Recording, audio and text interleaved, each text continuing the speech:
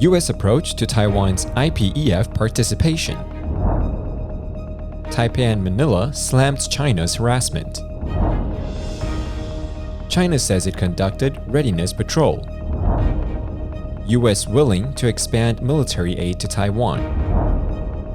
Australia sets record, 13 women ministers. Cleaner air leads to more Atlantic hurricanes. Spain presents customer service bill. UN condemns piracy in Gulf of Guinea.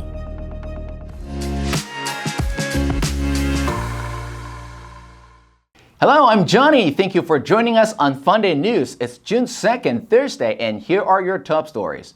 Taiwan's Trade Representative John Dinh announced on June 1st that Taiwan and the U.S. unveiled a new trade initiative.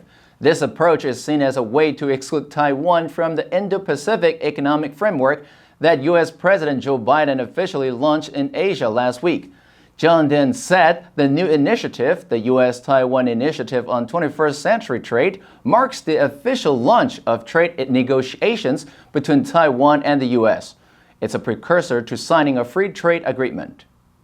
Thank you. Dinh said, the initiative covers 11 areas, including trade facilitation, regulatory practices, agriculture, anti-corruption, supporting small and medium-sized enterprises, digital trade, labor rights, the environment, standards, state-owned enterprises, and non-market practices and policies. Media reported, Dinh will travel to Washington, D.C. at the end of June to participate in the first meeting under this initiative. CNN quoted a senior U.S. official as saying that while Taiwan wasn't included in the initial launch of IPEF, going forward, we intend to take a flexible and adaptable approach to IPEF participation. In response to the alleged harassment by the Chinese Coast Guard and vessels against Philippine ships at Eugene Shoal in the western Philippine Sea last month, the Philippine Department of Foreign Affairs has summoned a senior Chinese embassy official on May 31st to protest the alleged harassment by the Chinese Coast Guard of the RV Legend, a vessel carrying Filipino scientists authorized to conduct marine research in the West Philippine Sea. Manila-based Inquirer reported the Philippine DFA is also reviewing other reported incidents for appropriate diplomatic action.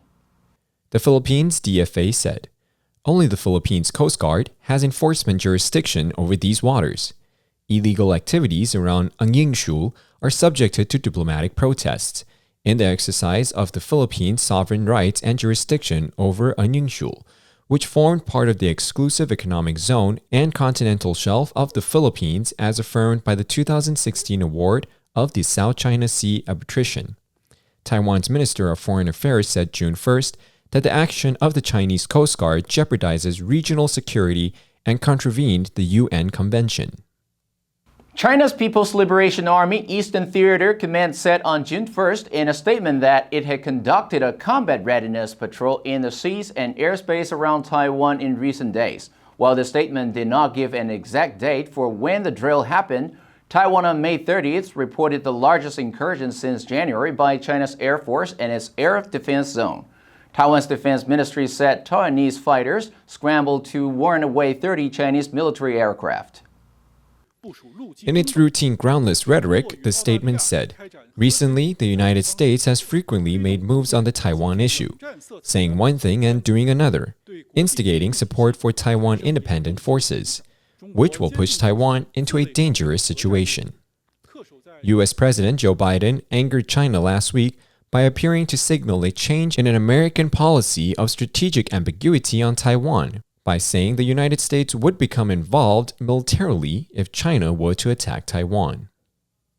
U.S. Defense Secretary Lloyd Austin indicated Washington is willing to expand arms aid and military training for Taiwan in response to China's growing threat to the island. Austin told Nikkei in a written interview that the U.S. Department of Defense committed to upholding a rules-based international order and reinforcing a free and open Indo-Pacific region, including opposing Beijing's attempts to coerce its neighbors and assert illegal claims in the South China Sea. Austin will have a trip to Asia departing on June 7th.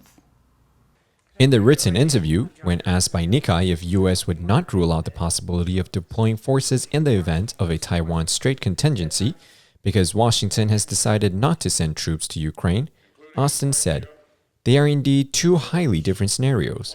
Although the real intention of Austin's response is unclear, Nikkei said he seemed to indicate the possibility of dispatching troops. Austin also said, "A strong, resilient U.S.-Philippines alliance will continue to be vital to the security, stability, and prosperity of the Indo-Pacific."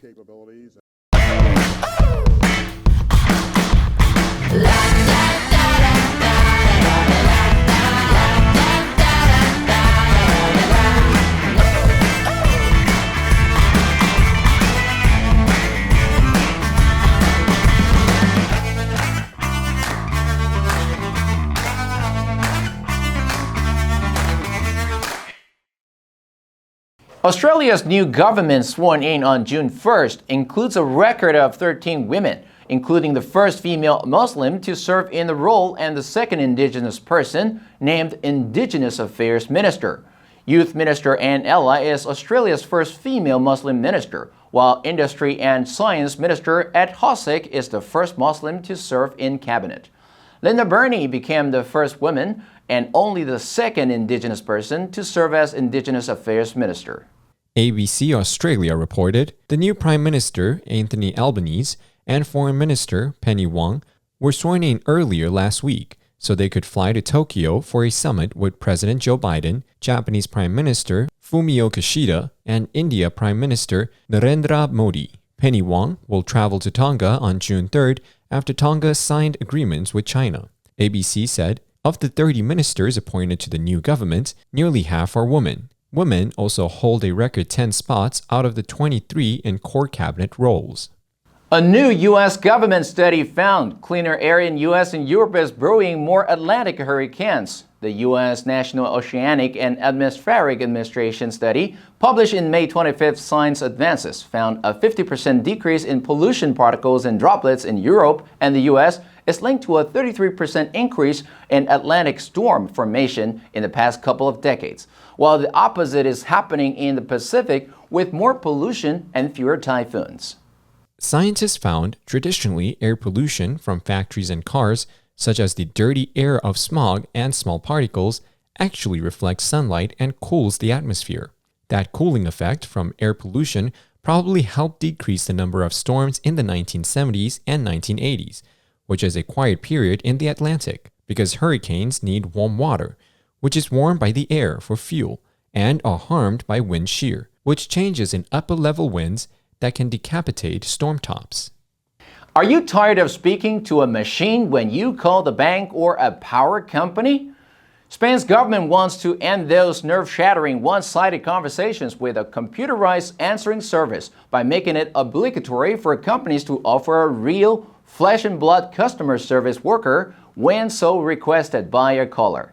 Spain's left-wing coalition government on May 31st presented a customer service bill as such that will need the approval of Spain's parliament before it can become law. The bill would force companies to answer calls within 3 minutes. Providers of basic services such as utility, phone, and internet will have to offer customer service 24 hours a day, 365 days a year. All other companies will have to provide customer service during working hours. All customer complaints will have to be responded to within 15 days. The law will apply to all utility providers regardless of their size and all other companies with more than 250 workers or whose business exceeds $53 million a year. Fines for breaking the law will range from $160 to $106,000.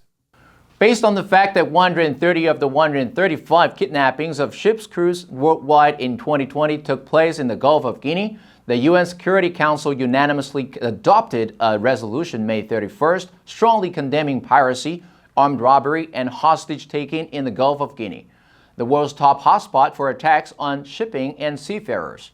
The resolution calls on countries on Africa's west coast along the Gulf of Guinea to criminalize piracy and armed robbery at sea and take action to penalize perpetrators.